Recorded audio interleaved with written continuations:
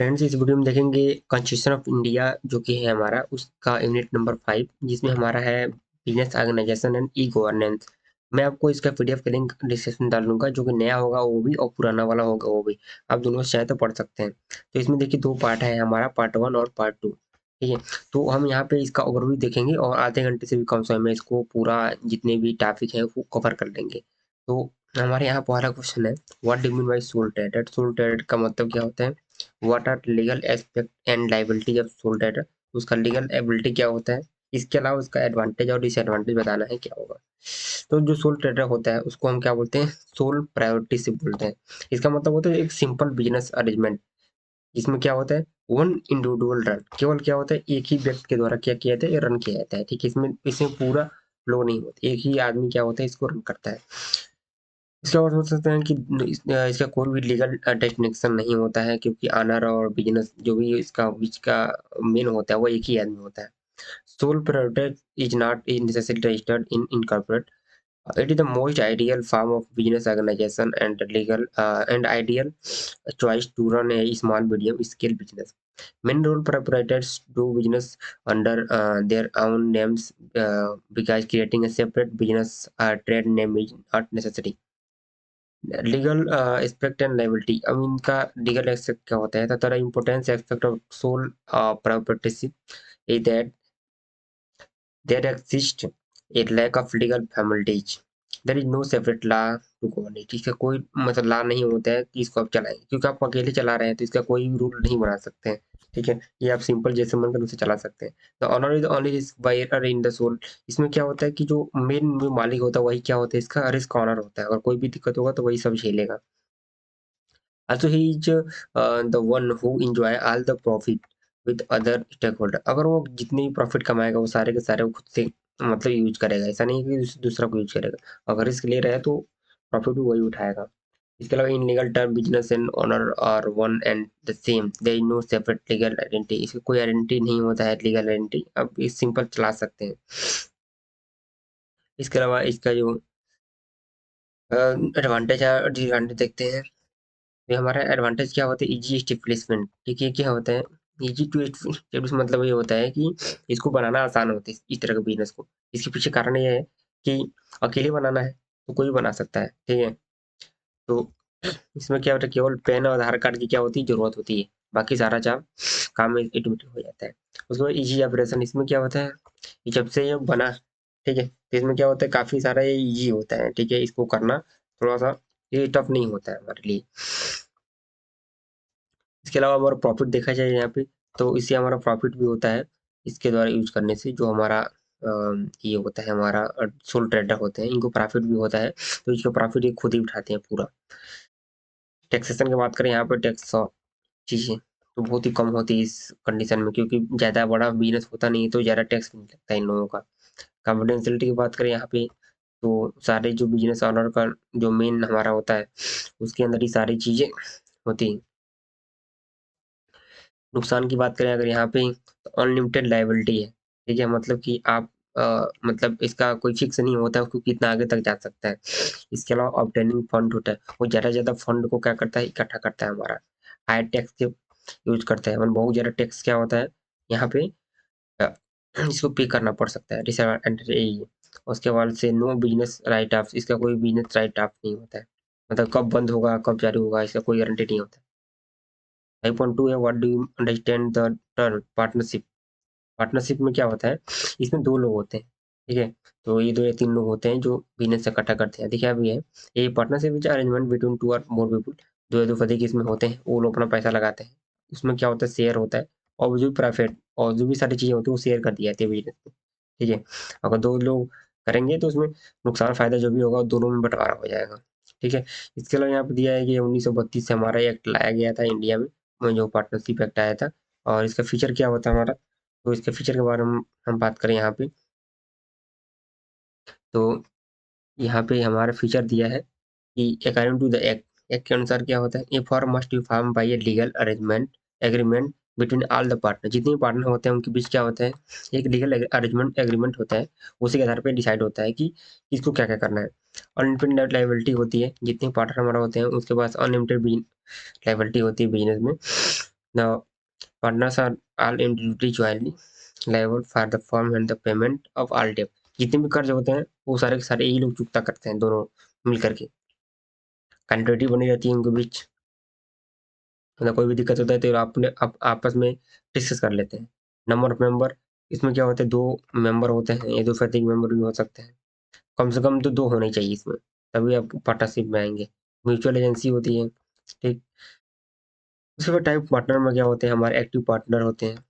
वाला active partner होता है, इसमें क्या होता है, एक्टिव पार्टिसिपेंट होता है हमारा जो बिजनेस फर्म होते हैं हमारे यहाँ पे, तो his liability in the firm will be unlimited.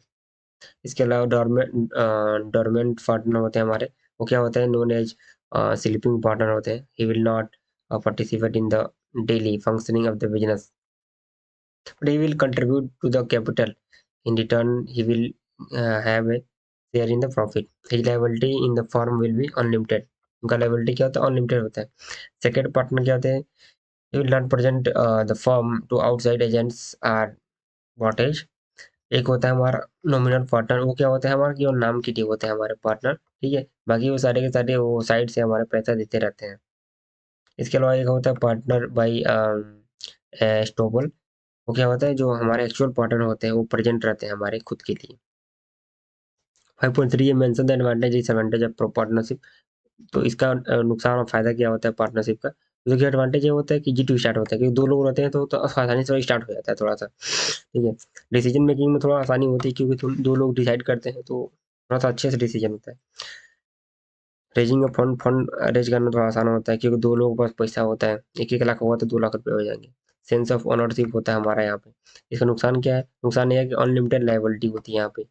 इसके अलावा यहाँ पे नंबर ऑफ मेंबर्स होते हैं, ठीक है। तो इसमें नंबर मेंबर्स क्या हो सकते हैं, वो 20 तक हमारे होते हैं मैक्सिमम। और लैक ऑफ सेंट्रल फिगर होती है हमारी। इसके अलावा ट्रस्ट एंड जनरल पब्लिक होती है, मतलब काफ़ी ज़्यादा ट्रस्टेबल होता है थोड़ा सा ही, क्योंकि इसमें 2-3 लोग रहते हैं और इसमें लीगल साइन भी होता है हमारे यहाँ पे सबके बीच। एब्रप्ट डिसोल्यूशन होता है यहाँ पे, किसी प्रकार की कोई धोखाधड़ी नहीं हो सकती है। व्हाट ए कंपनीज एक्ट 2013 के जो कंपनी एक्ट है उसके फीचर का बताना है क्या होता है सरेंट फीचर। तो सरेंट फीचर लगभग सबका सेम ही होता है शुरू में।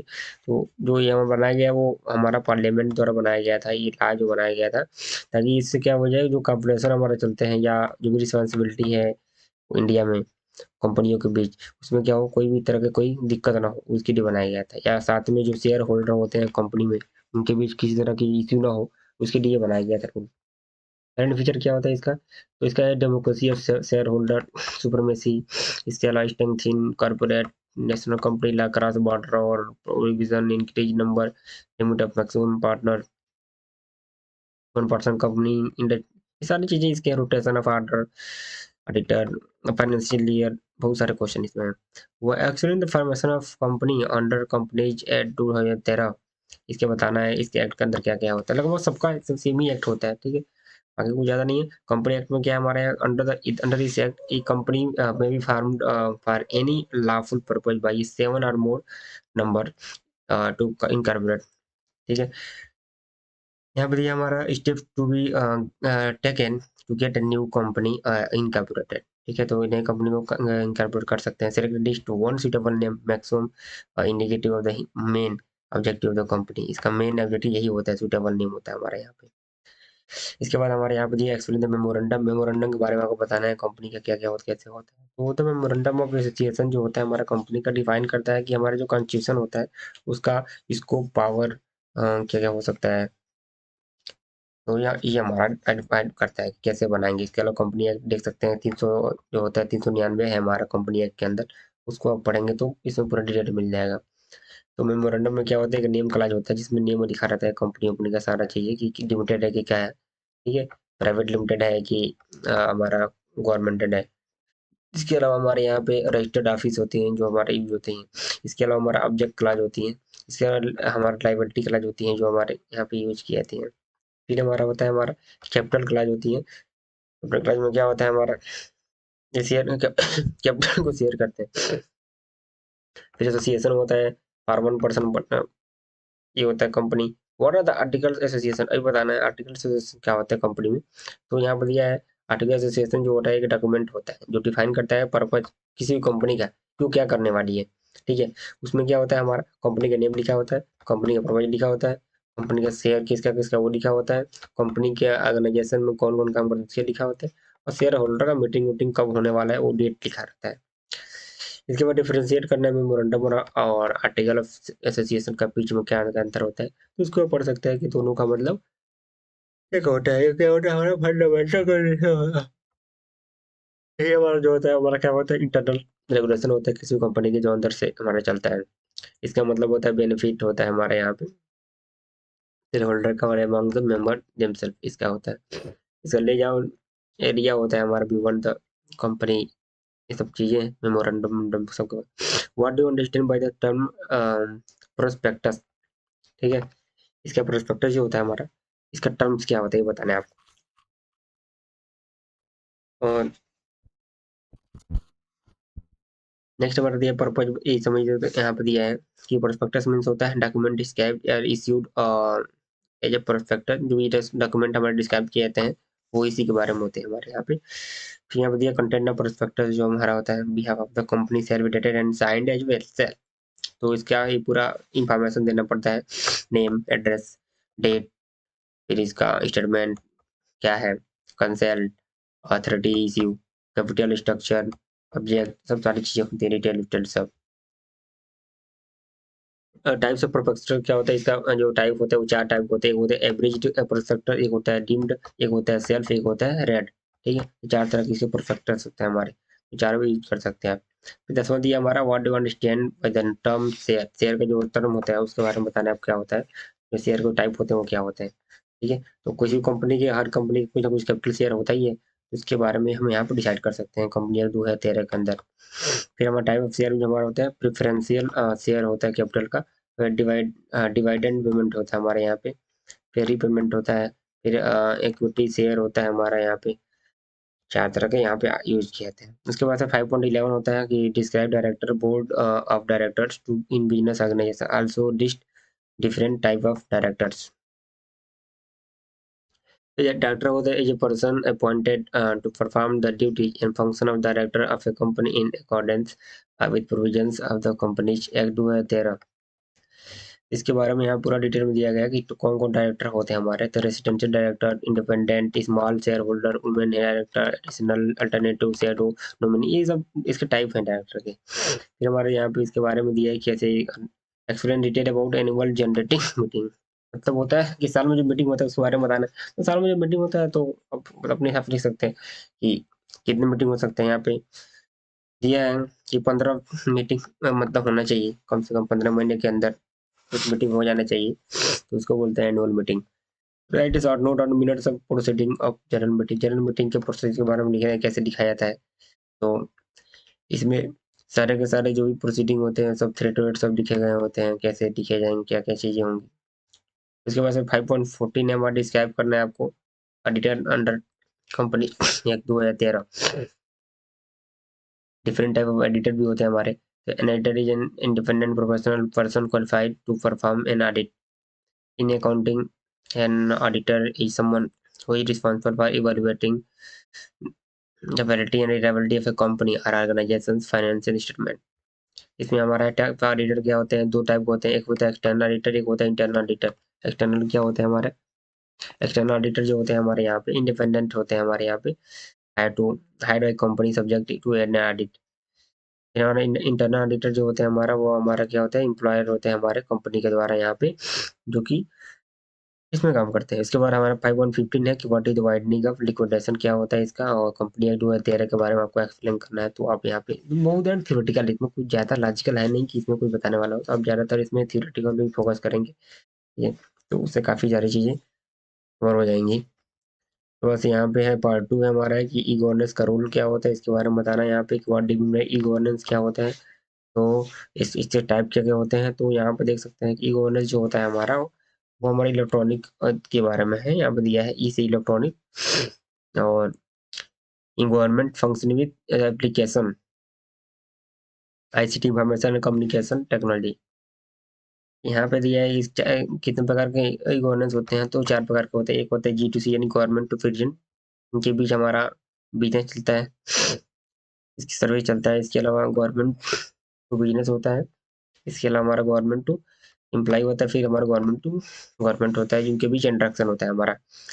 फिर 5.17 है, what are the advantage of e governance. इसका एग्जांपल बताना है कि क्या होगा। एडवांटेज में आपका हो जाएगा हमारे यहाँ पे एफिशिएंसी बताना है क्या होता है हमारे यहाँ पे, इम्प्रूव कैसे कर सकते हैं, क्या क्या चीज़ें कर सकते हैं, मोर एफिशिएंट है हमारे यहाँ पे, लेस करप्शन, बहुत कम करप्शन होता है हमारा, ट्रांसपेरेंसी को इंक्रीज करता है, ये जो चीज़ें होती हैं हमारी, कास्ट को रिड्यूस करता है। फिर हमारा what is the role of engineers in e governance. E governance का जो रोल होता है हमारा वो क्या होता है ये बताना है आपको। और to make governance better an engineer must continue governance through computer and knowledge of cyber law. तो इसके बारे में यहाँ पे है कि गवर्नेंस के जो इंजीनियर होते हैं वो कैसे काम करते हैं। 5.19 है, explain the need for engineering at the Indian and state level. The need for improving administrative machinery of government in India is universally admitted। और यहाँ पर incredible rate of technological progress and the rapid advances in industrialization के बारे में पूरा है ये कि कैसे प्रोग्रेस करेगा हमारा यहाँ पे। There has been rising concern to attach governmental process होता है हमारा इसके अंदर। फिर हमारा explain use of technology in judicial process बताना है उसके कि कैसे काम करता है। रैपिड एक्सामिनेशन इसमें होता है, कुछ ज़्यादा कुछ नहीं होता है इसमें। ये जुडिशरी में जो जज होते हैं ना, हाई कोर्ट कोर्ट उसके अंदर का रोल है, जैसे कोई भी केस को मैनेज करना हो उसके बारे में ये काम करते हैं। रोल ऑफ आईटी में क्या होता है हमारा, कोई भी अगर हम इंस्टॉल कर रहे हैं सॉफ्टवेयर को, वीडियो को, तो उसको मैनेजमेंट को अगर कोई इशू आ रहा है, ठीक है, कोई सॉफ्टवेयर का इशू आ रहा है लाइसेंस वाइसेंस का, तो उसको क्या कर सकते हैं यहाँ पे मैनेज करेंगे अलग अलग कोर्ट में जा करके, मतलब कर सकते हैं आप यहाँ पे। जो जज होते हैं इसको डिसाइड करते हैं कि या इसके बारे में। What understand by term alienation क्या होता है। एलियनेशन जो होता है एक थ्योरेटिकल कांसेप्ट होता है जो कि हमारा कार्ल मार्क्स ने दिया था, इसको डिस्क्राइब किया था, ठीक है। ये कुछ और कुछ नहीं है, बस एक थ्योरेटिकल कांसेप्ट है वो है जो कि हमारा प्रोडक्शन होता है, किसी भी सिस्टम के प्रोडक्शन की कैपिटलिस्ट को बताता है। इसको टर्म सक्सेशन क्या होता है, सक्सेशन, इससे क्या होता है कि एक विथड्रॉल ग्रुप होता है लार्जर एंटिटी का, स्पेशली पॉलिटिकली एंटिटी होता है, but also from any organization, union or military alliance।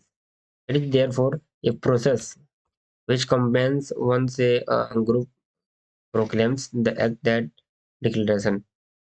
फिर हमारा दिया है explain the effect of the secretion on, हमारा यहाँ पे दिया है डेवलपमेंट, इसके बारे में बताना है, तो आप यहाँ से पूरा इसको पढ़ सकते हैं। मैं आपको पीडीएफ का लिंक डिस्क्रिप्शन दे दूंगा, वहाँ से अपने आसानी से आप इसको देख सकते हैं।